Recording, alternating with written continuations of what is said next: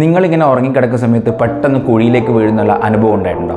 എനിക്കുണ്ടായിട്ടുണ്ട്, നിങ്ങൾക്കുണ്ടായിട്ടുള്ള കാര്യം എനിക്കറിയാം. ഇങ്ങനെ നമ്മൾ ഡെയിലി അനുഭവിക്കുന്ന കാര്യങ്ങളെ പറ്റി ഒരു ക്ലാരിറ്റി വേണമെന്നുണ്ടെങ്കിൽ ഈ പേജ് ഒന്ന് ഫോളോ ചെയ്തേക്കും. എന്തുകൊണ്ടാണ് നമ്മളിങ്ങനെ ഉറങ്ങിക്കിടക്കുന്ന സമയത്ത് ഇങ്ങനെ കുഴിയിലേക്ക് വീഴുന്ന സ്വപ്നം കാണുന്നത് അറിയാമോ? ഉറക്കം എന്ന് പറയുന്നത് നമ്മളെ ശരീരവും മനസ്സും ഒക്കെ റിലാക്സ് ചെയ്യുന്ന ഒരു അവസ്ഥയാണ്.